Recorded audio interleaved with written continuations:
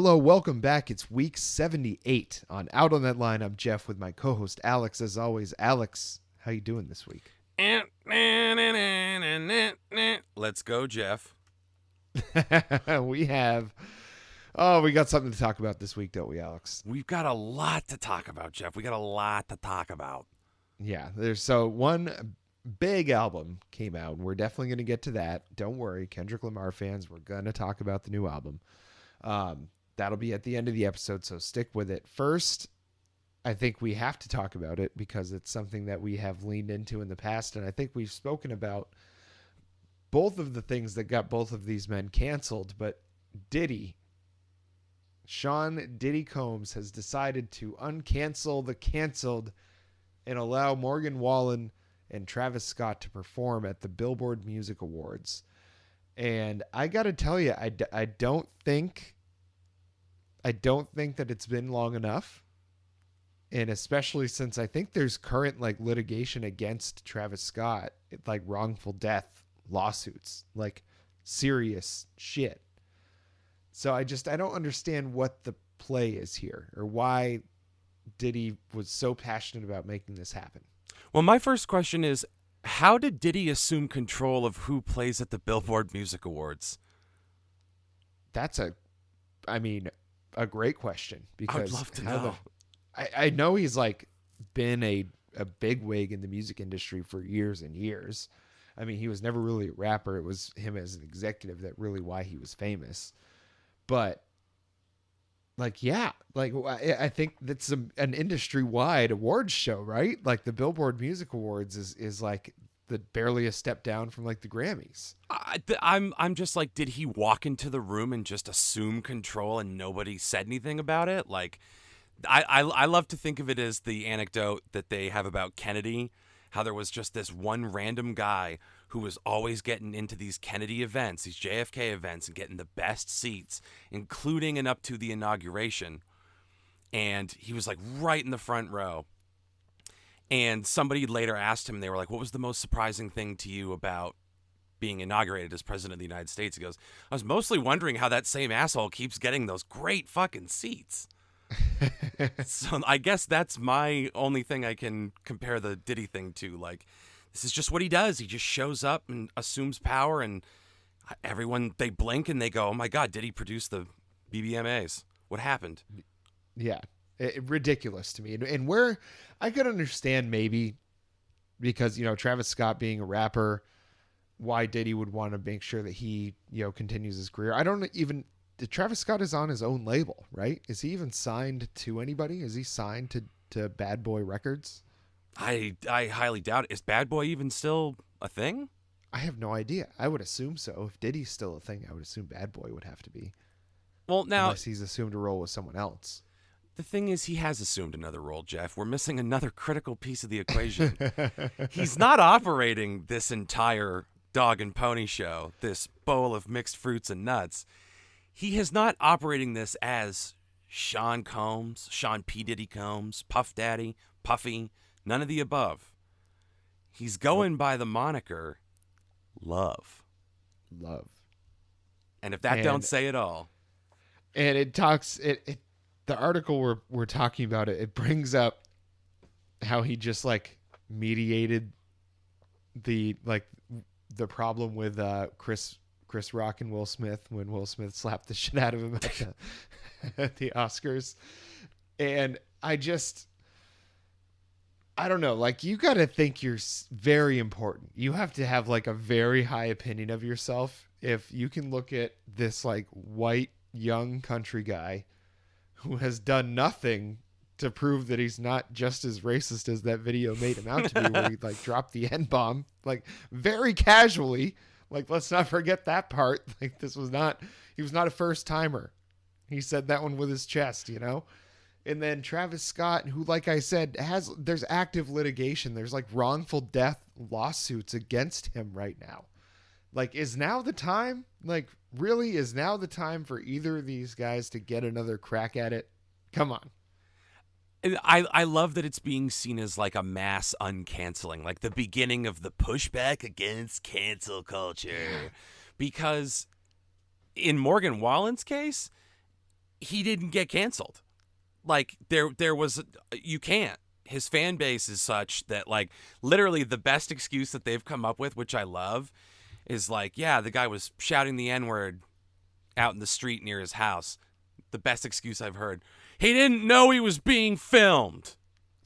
Like, oh, you're right. That would have really made all the difference. If he'd known, it would have been uncool that he did it. But since he didn't know he was being filmed, I'll let it fly.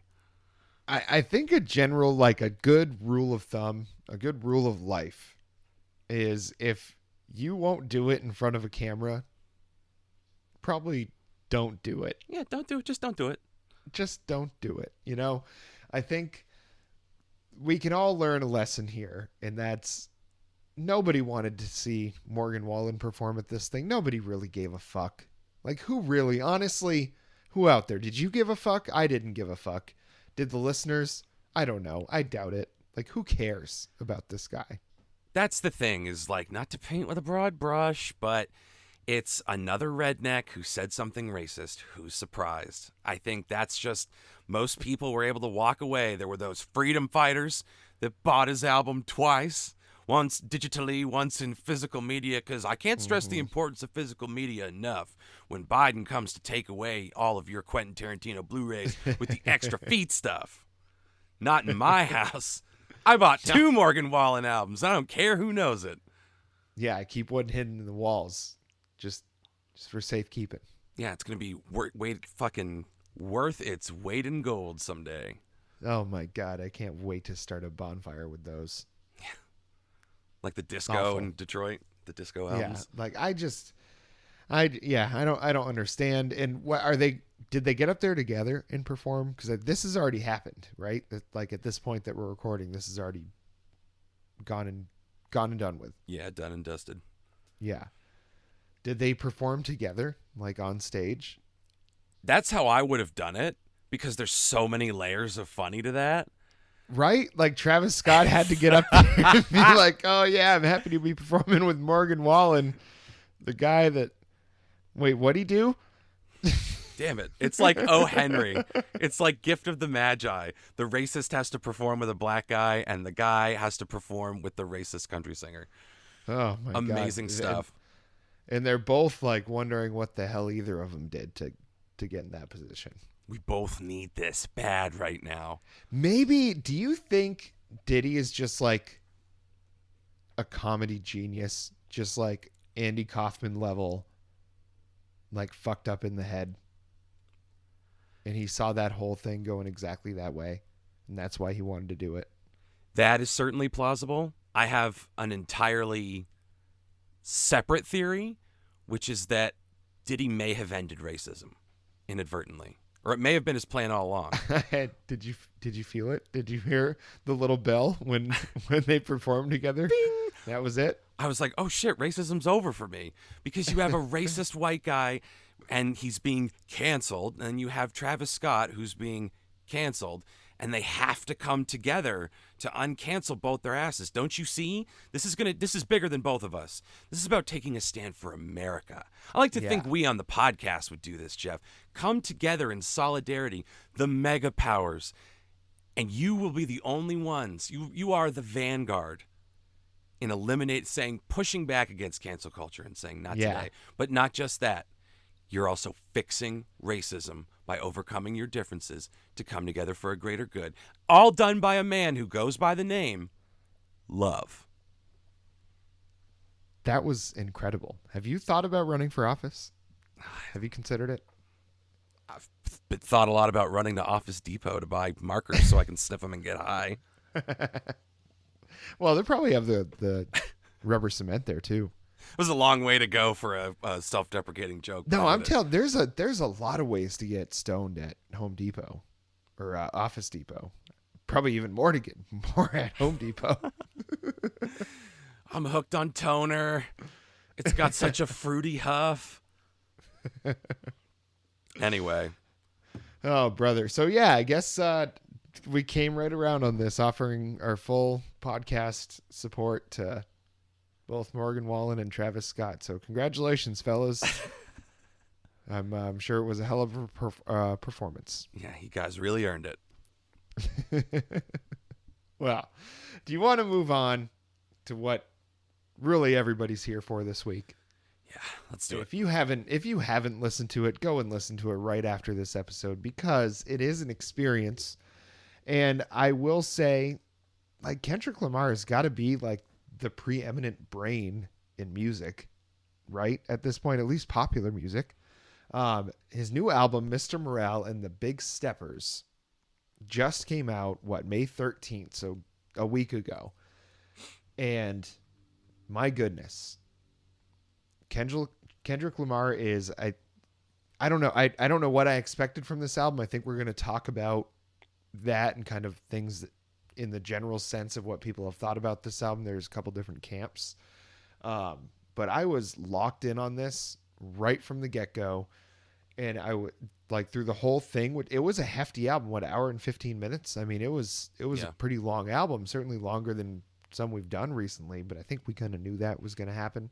But it's just through the whole thing. I just never could like take my ears off it. I don't know how else to say that. Like I could not stop paying attention like in detail to what was going on in this music.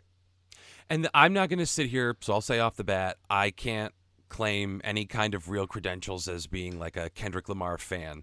The Kendrick Lamar that I know is limited. I've really liked what I've heard. I know friend of the show Tyler is very big into Kendrick Lamar. So it's one of those things where I've always acknowledged he's talented, but I think I went through To Pimp a Butterfly once when I first started hanging out with Tyler, and it just kind of went over me. And that's a knock on me for not like giving her the respect she deserves.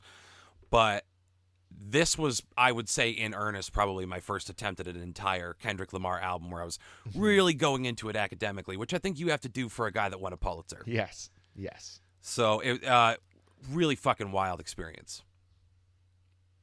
It was something, man. Like there was some deeply personal things where it's like, this is not your typical, there's always so much, I guess, in like hip hop and rap, there's so much of this sense of, bravado, and not to say that there is no like introspective and kind of self-critical music out there. But I think it lends itself very well, better than any other kind of music, to be like to brag about yourself as well, to tell the world how awesome you are. And I think when you can get, self-deprecating, self-critical, like whatever you want to call it, like Kendrick Lamar does on this album, while still maintaining a sense of humor. I mean, this is like the punchlines and everything that he can deliver are still as good as ever. And that's something he's always been, as good as Eminem ever was. Like people that are known for being like, quote unquote, a punchline rapper, he's as good as any of them are at that. But he can also do everything else. Like whatever style of rap you want to do, he can rap over classical music, like not classical music adapted to a hip hop beat, like just a classical song, like just a classical piece of music. He can rap along to that as if it fits perfectly. And there's not a lot of people with the level of talent that he's working with and his ability to just really deliver on that. It's crazy. Like, it's not enough to just say a thing. It's the way he says it. Mm-hmm. And like the sheer volume of like syllables and weird twists and turns that he's taking, you have to like figure out a way to fit that into a rhyme scheme.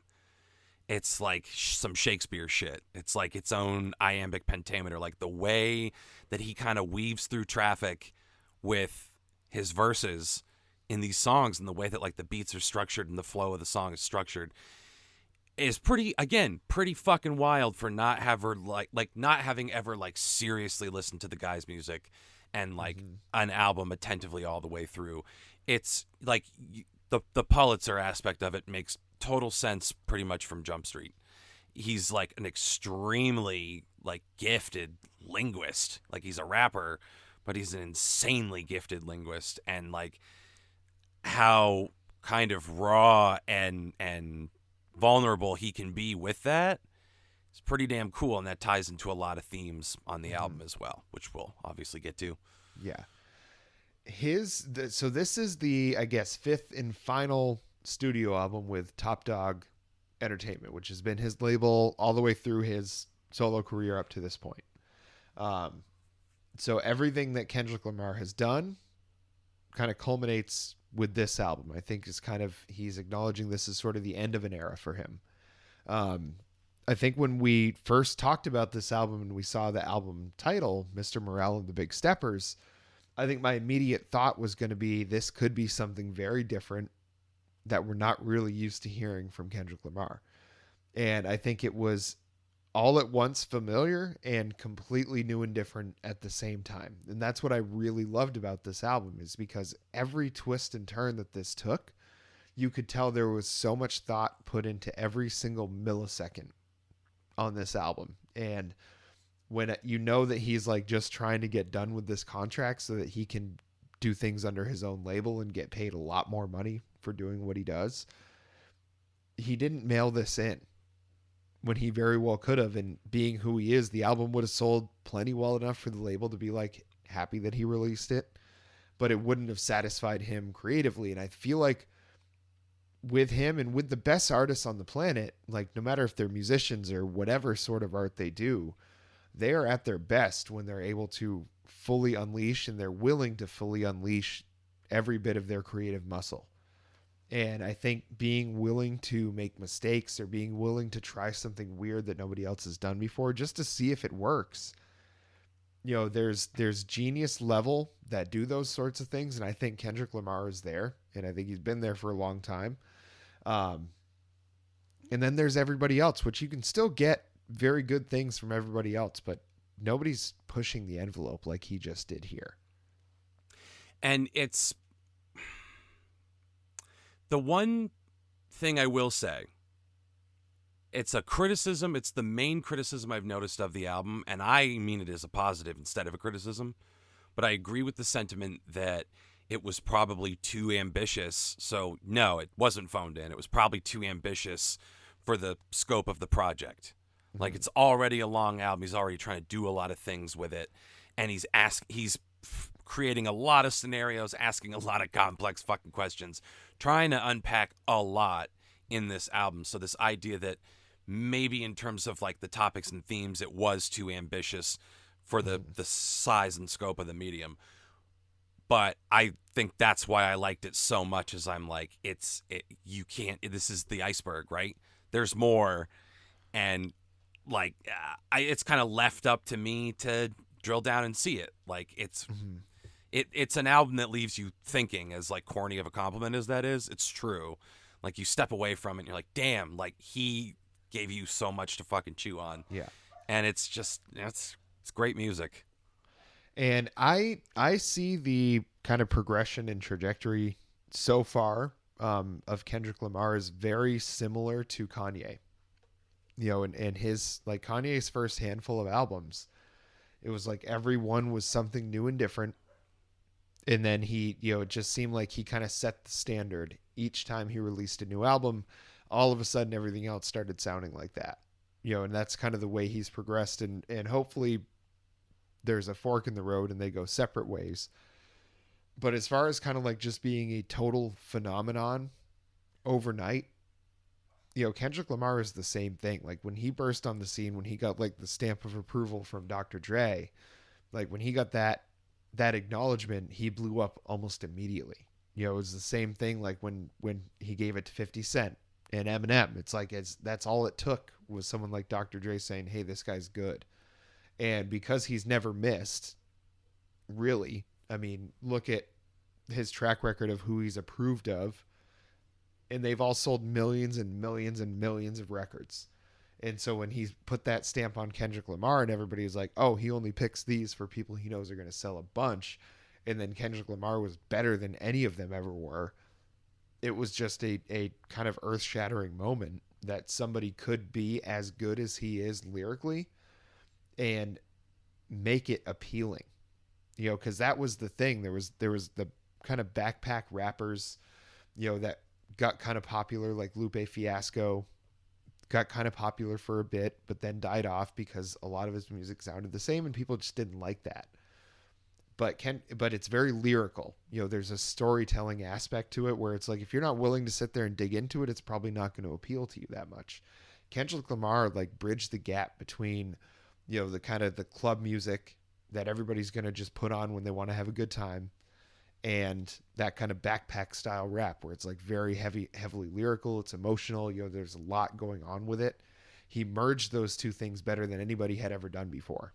And I think that's why he's been so successful and why he's looked at on this pedestal where people have come out with as many albums as he has, maybe even sold more records than he has, but he's looked at as the best going right now. I can see why. I mean, I'm definitely ready to hand him that, at least in rap, after listening to this album. Again, coming into it as a total novice. Like, it was, like, I walk away from Kanye with a vibe. I walked away from Kendrick Lamar with questions. It's like, wow, I guess I never thought about it. Is God dead? And did we kill him? Like, just like, again, not to be glib about it, but he just leaves you with so many thoughts to carry you out of the experience. So on that level alone, I really appreciate it. That's good music. That's good fucking music. It sticks to your ribs. Yeah. Well, what do you say we get into some specific songs that we decided were worthy of talking about? And we both had a tough time narrowing this down. We both had a very tough time. I was lucky that you sent me yours first because that just knocked 3 off the list immediately, so I didn't have to even worry about those. But it was a long album. It was interesting all the way through, so it was going to be difficult to pick only a few songs. So we did our best here. If you have favorites out there, if there's a song that we didn't talk about today that you really liked, tell us about it in the comments on the YouTube channel. Tell us in our DMs on Instagram, in the comments on Instagram, wherever you like. Just let us know what you think, because there was a lot going on with this album. So we're going to talk about what we liked, what we didn't like, all the normal stuff. You can also tell us what you liked and what you didn't like, and if there's anything else you want to hear. So the first song we're going to talk about on the album is going to be N95. And I think this is kind of the one I think people are looking at as like the standout song right now at this point, just because the way it's like everything everybody loves about Kendrick Lamar is he can do that really low, kind of almost like sultry, like draw you in, like come in real close, let me tell you a story kind of voice. And then he'll just like rip off these lines and these sentences that just rhyme in places that you wouldn't expect them to, tell a story that you're not expecting. He's so like brutal with some of the things he says on this album, and there's more songs that we're going to talk about that he gets way more brutal with. Like just the level of honesty that he's willing to exert on this is really, really impressive. And I think the reason I liked N95 so much was, one, because it seems to be the most popular one right now at this point, but it's also just like flying in the face of everything that a lot of folks that don't know much about hip hop and rap music think that genre of music is all about, which is like cars and clothes and jewels, and all the things that cost a lot of money, big houses, all that sort of stuff. And he's saying like, no, none of that matters. He says in a line, take all that designer bullshit off, and what do you have? Bitch, you ugly as fuck. It's just like, that's what I'm talking about, that brutal honesty. And somebody that won a Pulitzer. So it's like, what he's capable of lyrically, but he's like, no, this says what I need to say right here. That's why I won a Pulitzer, is because I say things how people can understand them the best, and I think that's the way he connects with people is I think much better than most other rappers are ever able to achieve. Well, and that's what stuck with me, like really kind of struck me listening to this song in particular, is like how straightforward he is, how much of a conversationalist he is. Like it's wild because like there's tons of emotion behind it, but also like Vulcan logic, like the way that he says stuff makes total sense. It like sometimes the way someone's trying to depict the emotion, they lead with that. They front end load with like, I'm angry, as opposed to saying something that lets you know how fucking angry they are. And Kendrick Lamar is more the latter. Like the emotion and the passion comes through in the way that he's saying these things.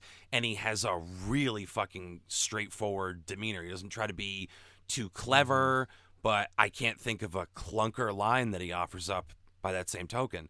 So it's that's really what leapt out at me, is like, holy shit, this feels like a conversation more than a song at certain points, which is a wild trick to pull.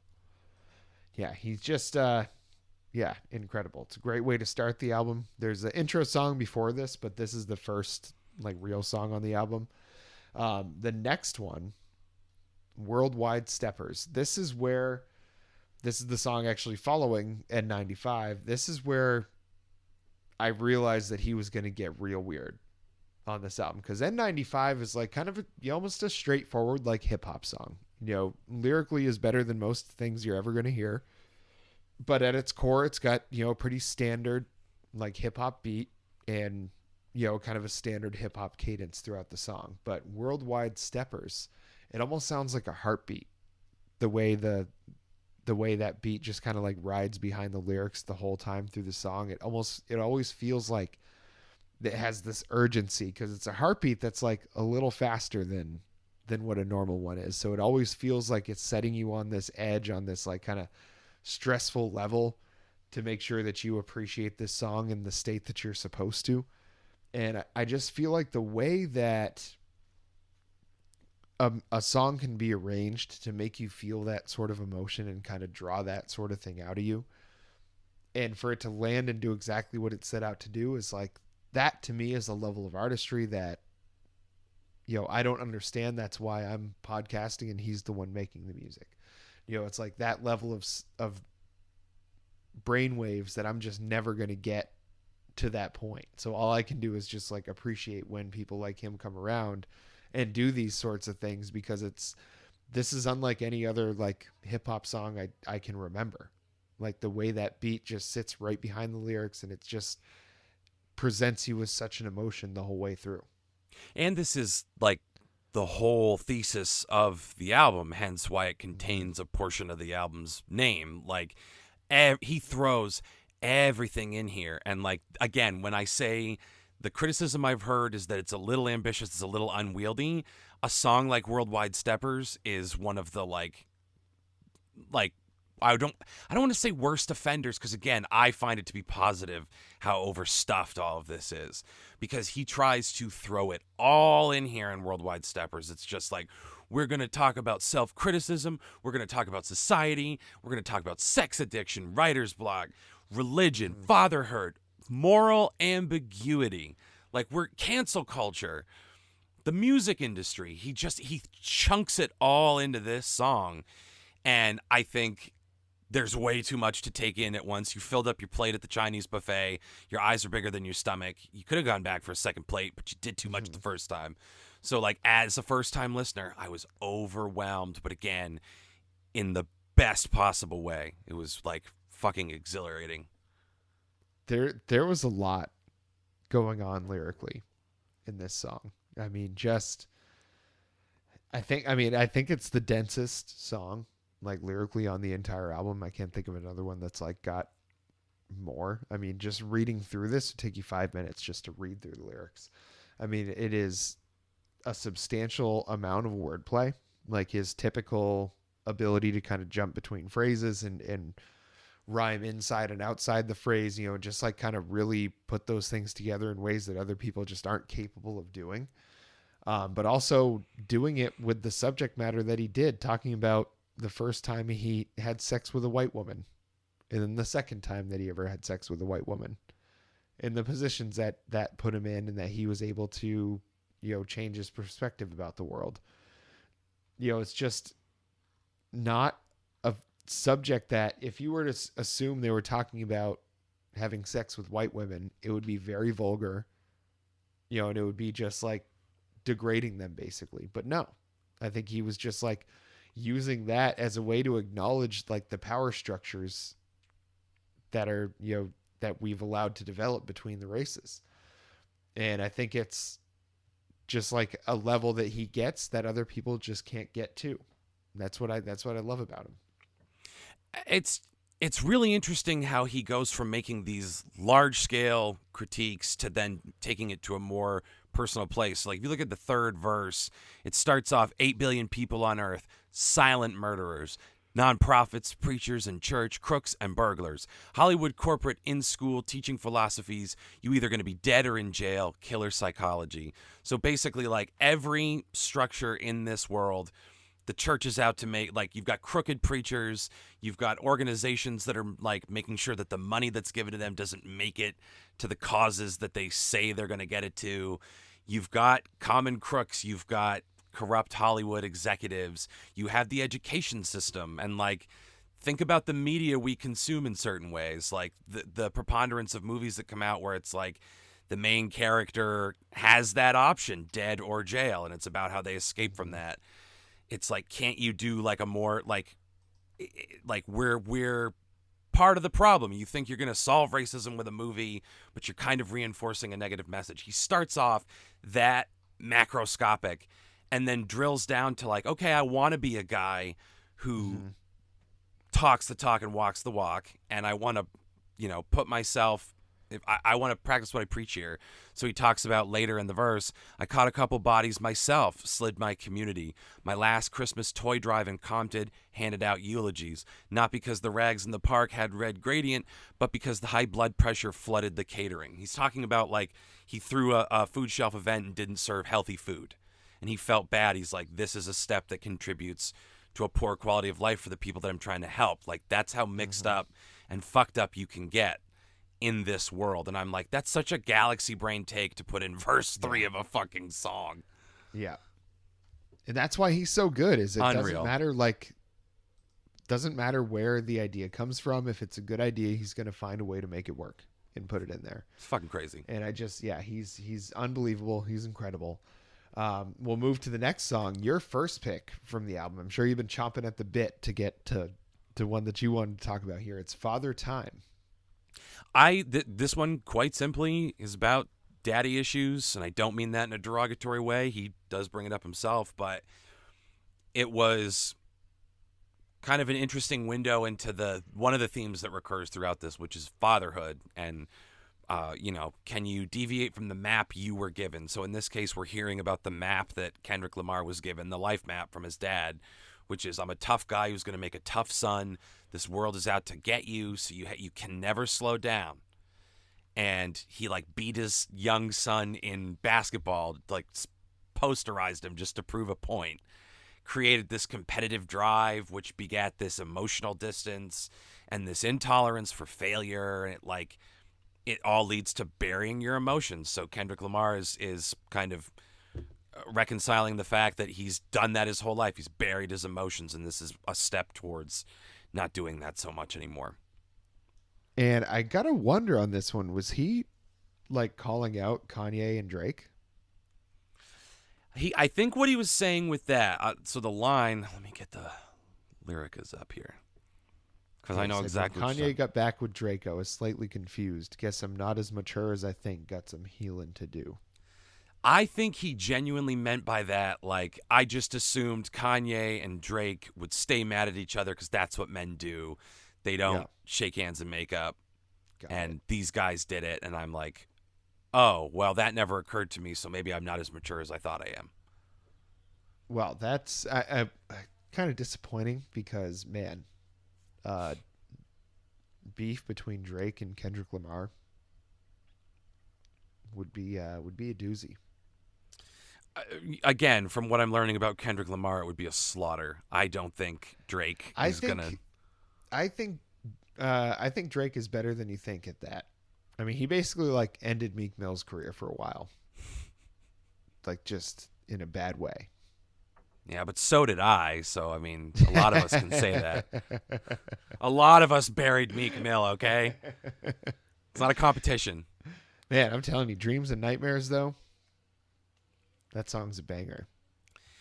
Well, I just, I don't know. I go back to the song, like it's, again, like how straightforward he's being, because none of it is like, feel bad for me. My dad was a fucking hard ass, and he made it so that now as an adult, I have to be guarded around people like my fucking fiance who I've known since high school, and I'm being a dick to her. Why? Like, he's not like begging for your sympathy. He's coming clean about it. He's like, yep, This is what happened to me. And again, that like straightforward level of honesty is fascinating. There's like no bravado to this. It's really Yeah. interesting.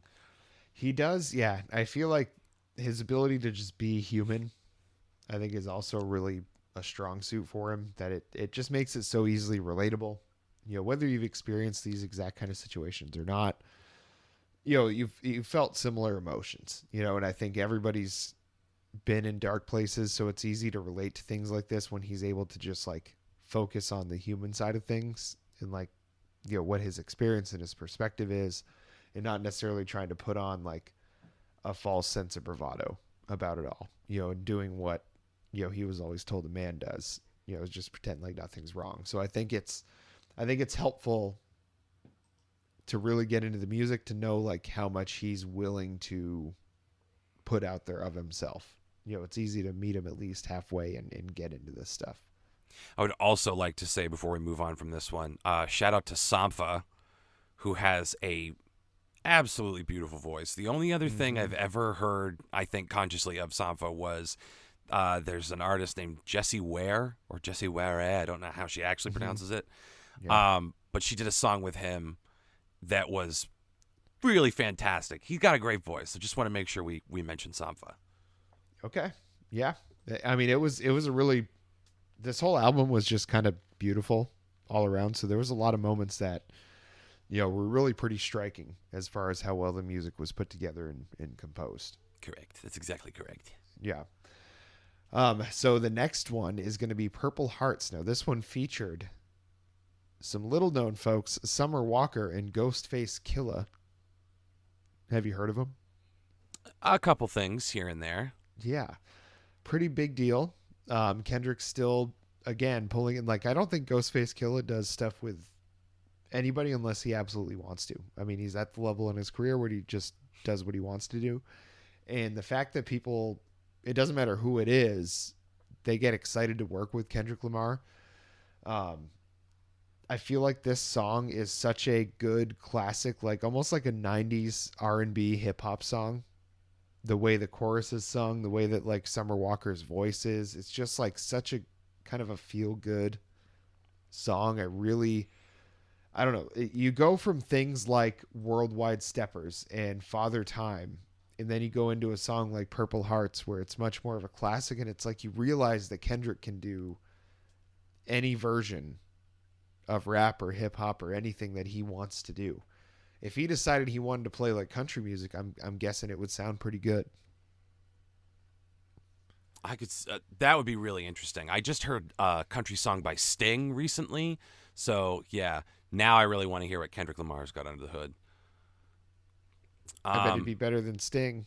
Hang on to that take, my friend, because I bet. Have you heard the song? No. I'm so happy that I can't stop crying. It's not what you think. Tanner worked his magic. He got in there. He shook some babies. He kissed some hands, and he said, "What's it going to take for you to listen to this Sting song?" And I did, and I was intrigued, and I'll leave it at that. Anyway, Kendrick Lamar. Back to our regular scheduled programming. This song had a tremendous beat.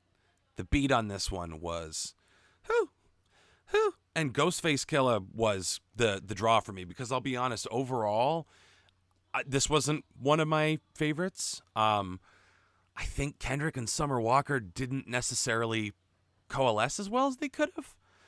But, I mean, like, again, it's not like, well, this is a dud. It was just like in the pantheon of songs on this album was one that stood out to me as not standing out to me, if that makes sense. And like, yeah. But Ghostface Killah's part is insanely great.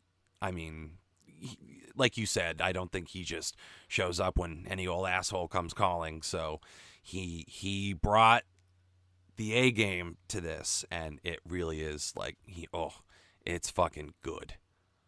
Yes, and I will say there's one part of the line when I was talking about punchlines and sense of humor in here. I think you know where I'm going with this. In the chorus, when she says, "No, it ain't love if you ain't never eat my ass." Yeah. Great line. I don't know if that's going to get us in any sort of trouble with YouTube, but those just the lyrics. YouTube. I was simply reading them. They were quite humorous. Just reporting the facts as they lie. Just reporting just the facts, ma'am. Well, I think we got to keep it moving here. So let's Sure. keep on trucking right on to Savior. One of your picks. So this was a great one, but also sometimes I look at it from the context of like placement on the album and how it relates to the theme and the overall structure. So to me, Savior was not only a great song, but it was like an important one to pick because it's one of the bigger themes on the album is this idea of like the Messiah. Because you've got Kendrick Lamar coming to terms with religion and the role that that plays in his life. He mentions praying to try to get through his writer's block, which, as we know, he did with Flying Colors. So I think that probably strengthened his faith, but he still has criticisms about religion. And there's this idea that even he fell into, which is like Kendrick Lamar is here to save us. You know, he's our savior. Mm-hmm. And for a while, he kind of admits he bought into that narrative, but now he realizes that's not him. He's not the savior. I mean, it opens up. Kendrick made you think about it, but he is not your savior. J. Cole made you feel empowered, but he is not your savior. Future said, get a money counter, but he is not your savior. Braun made you give his flowers, but he is not your savior. Just basically saying, like, the closest Kendrick Lamar is going to get at this point is he's a prophet. He can't save you. That's not his job. That's not his purview. And it's not what he needs to. He's not going to give his life for you because he's not the fucking savior. So he'll give you stuff to chew on, but he's not going to do it for you. Mm-hmm. Which is a very interesting idea for a rap song, if you ask me. Yes, and I forget who it was that I saw, but someone tweeted like, another in a long line of rap artists that have had some sort of Messiah complex at some point in their careers. He admits he did. He admits he Yep. did. He's owning it. He's wearing it. Yeah, and literally in the album cover, he's got a crown of thorns on. Yeah. So it's like literally having that. But this song, for me, I think is just. I think it's an acknowledgement of like he knows what kind of responsibility is just like inherent to his position. That being an extremely successful rapper that's known for his brain more than any sort of accomplishments on the street or anything like that. I think it's a lot of pressure, because there's he has to live up to being a Pulitzer Prize winner. He has to live up to all those bars that he set for himself. And I think when people put more expectations on him than he has even of himself, that's where he is uncomfortable. And that's where he's like, no, I'm going to get enough out of myself. I don't need anybody else telling me what it is I should do. Don't look to me to be like your leader. Don't look to me to be the one that's going to like show you the way. It's like, I'm going to go my way. And they're like, you're welcome to follow, but that's not what I'm here for. And I think that's having to acknowledge that. And really, I think it's about trying to be, stay within yourself, I guess, is trying to make sure that you're not having such a high opinion of yourself that you can't possibly get a real perspective on what you're doing with your life. And I think the way that he's able to just like make you think about it, just like he says, is an incredible trick that not really, I just can't, I keep saying it, but I can't think of anybody that's capable of doing what he does with these songs. And the key is what you just said, make you think about it. He's not telling you what to think, which is something you have to imagine a savior would do. Is like, here's the key to all of this. But he's not telling anyone what to think. He is thinking out loud with the clarity of purpose enough to say exactly what he meant. Like it takes place as an open dialogue, not concrete. Like, this is how it is. He's inviting you to think about the same things he's thinking about, which to me is verse 2, where he talks about, seen a Christian say the vaccine mark of the beast. Then he caught COVID and he prayed to Pfizer for relief. Then I caught COVID and started to question Kyrie. Will I stay organic or hurt in this bed for 2 weeks? And like, that to me right there says it all. He's not like, the fact that he says question Kyrie. He's so purposeful in the words that he picked. He doesn't go, I caught COVID and I said, fuck Kyrie. I caught COVID and I started to ask questions. And that is what he does best is, I think, say things he definitively believes and then pose it as a question. He's not telling you what to think or believe. And like in a world where it's a lot of empty platitudes and people telling you, like, if you can dream it, be it, go out there and seize your dreams. He's not offering any prescriptions because he's not the savior. He's just posing questions. Yes. And I don't know. I really, it's hard to think of anybody these days that you can get as excited about lyrically as you can about with Kendrick. But was there anything else you needed to make sure you get out of your system for Savior? Okay, so we'll move right on to the last pick, your last pick, Auntie Diaries. This is a really tough one to talk about because it wound up being super controversial, and I would say for interesting reasons. So I'm trying not to like bite off the whole thing at once, but it's in essence, this is Kendrick Lamar admitting to participation in past transphobic behavior before he had matured and before he really understood the context for what it was he and his friends were saying. And it's a mea culpa, but again, it's asking questions. And we'll get to that part of it because again, I don't want to get like way out ahead of myself. So let me ask you, what's your takeaway? Where you want to start? So on this one, I feel like it's hard to avoid the elephant in the room and him dropping the F-bomb, just pretty consistently in here, but he's not saying it the same way that like Eminem used to say it.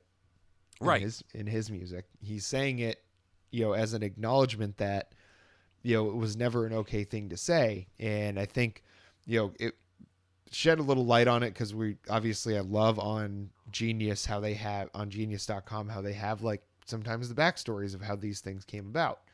And there was the controversy that he had brought a white woman up on stage to sing, I think, Good Kid, Mad City.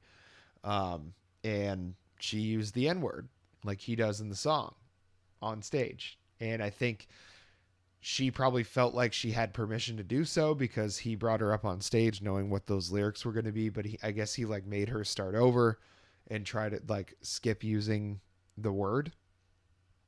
And I guess she just like the crowd just booed and made like she eventually just had to go back into the audience.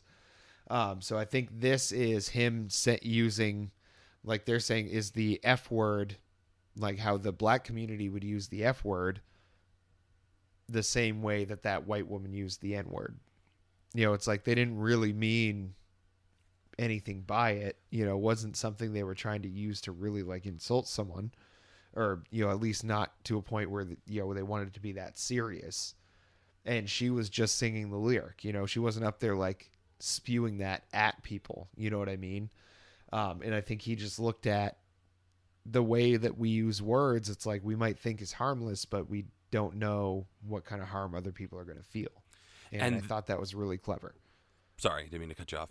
No, you're good. That was that was kind of like the synthesis at the end because it's really, really long, but we'll jump around. So we'll jump to the end. And that's essentially how he frames the whole thing, is against that. And like, so, and there's so many layers to this. So you've got a song that's tackling homophobia and transphobia in a person's life, but he operates within a genre which, if we're being honest, has that trope, right? Like rap is a homophobic genre.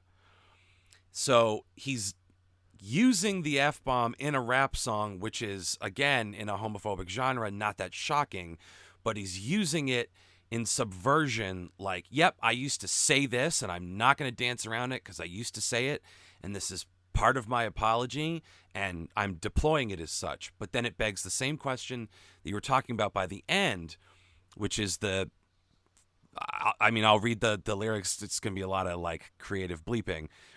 But this is the whole thing come round. I was taught words was nothing more than a sound. If ever they was pronounced without any intentions, the very second you challenged the shit I was kicking reminded me about a show I did out in the city. That time I brung a fan on stage to rap, but disapproved the word that she couldn't say with me. You said, Kendrick, ain't no room for contradiction. To truly understand love, switch position. F word, F word, F word, we can say it together, but only if you let a white girl say N word. And that's a fascinating way. Again, it's asking questions. It's like, can I justify using that word for art? Because that means I have to let the white girl say it as participation in my art, or none of it's okay. And I don't know where I fall, but I understand the way that my cousin in this song has framed it, that it's something I need to think about. Yep. And I think it's his willingness to say, I mean, to even say that word, no matter the context. I think is like, I don't know how I feel about that word getting used like that. Even though it's in that context, I'm still like, I feel like we could go a different way here. Like maybe he used it for shock value, or maybe it was just to like, for the specific reason of like to desensitize yourself to the subject a little bit. But it's like, so I can understand when people maybe are upset with this one, but I'm not going to like make any great judgments because this was not my creation to make. You know what I mean? This is what he decided he wanted to put in there.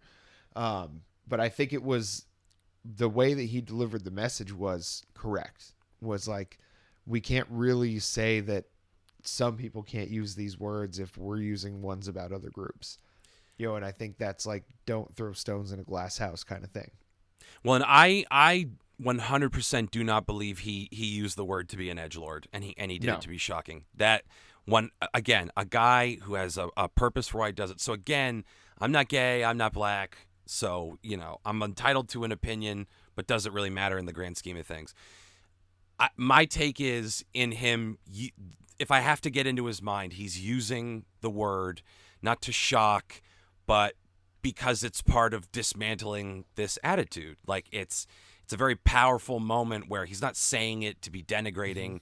He's saying it to admit that he said it. Like, yep, I'm the kind of guy that did it, and this is me. Yep. Admitting that in a very like honest, bracing way. And again, if you don't like it, that discussion has to be had. And what makes me sad, I will say, about a song like this, because it's a really powerful song that is just a great song anyway, and it's got a powerful message, and I hate two takes that I saw. One of them is he dead names his relatives throughout the song, and it's like, in a technical sense, sure, but he's not doing it to be mean. He's doing it to illustrate the shift in his thinking when he was a kid and didn't think about these things, and would have put it in a binary term like, my aunt is a man now. Whereas as an adult, again, he's coming to terms with that shift in his thinking. So it made me sad that people focused on that. And then the other thing is, I've seen his criticism. Great that he wanted to write a song about the trans community, but why wouldn't he write a song about these trans people instead of himself? To which I say, it would be inauthentic to write about where their headspace was. All he can do is talk about his when he talks about the topic, which is better than him not talking about it at all. If this was done clumsily, if this was done indelicately and someone's offended, that's a conversation that needs to be had. But that's the entire point of Kendrick Lamar, is having conversations, insofar as I understand him in his music at this point. Yeah. I think that's the perfect way to sum it up. So for me, this is an album you need to strap in. You need to experience the whole thing all at once, but stream it for sure. I mean, do not skip this one. This is one of the best hip hop albums I've heard maybe since the last time he came out with one. It's a obvious and enthusiastic stream it from me. Babe in the Woods, great first real like engage, like strap in, like you said. I strapped in for this one and listened to it multiple times, and it keeps giving. So absolutely, if you're a fan, if you're a newbie, whatever the fuck, stream it. Yeah, Kendrick is the best one going right now. I mean, it's just, I think it's unquestionable that he, lyrically, nobody else is even close to what he's able to do these days. But so that does it for the album. I mean, great album. Absolutely, just go listen to it. Again, go listen to it. We got some things coming out soon. I mean, Rina Sawayama has a new single coming out. She's also got a new album coming out. We got a Harry Styles album coming out. or at least that we're going to be doing. We got a lot of stuff coming up on the horizon. We are stuffed with stuff, and it's all going down on the YouTube. youtube.com/outonthatline/co. Yes. We are positively bursting at the seams with content over there, and it just keeps getting better and better. As we record this, we're sitting at 199 subscribers. Pretty good, you guys. Pretty good. And we always want to hear what albums you want us to cover. Again, we have a lot of irons in the fire. Harry Styles is next. A lot of people are coming out. Coheed. Arcade Fire already has something we got to cover. So, I mean, our plates are full. And you can catch all of the action. If you stick around with your fellas, YouTube, Out on That Line. Rock it. Do it. Yes, absolutely. Get us on Instagram, on Twitter, wherever you want. Send us an email. You'll find all that information on all of our pages. And until next time.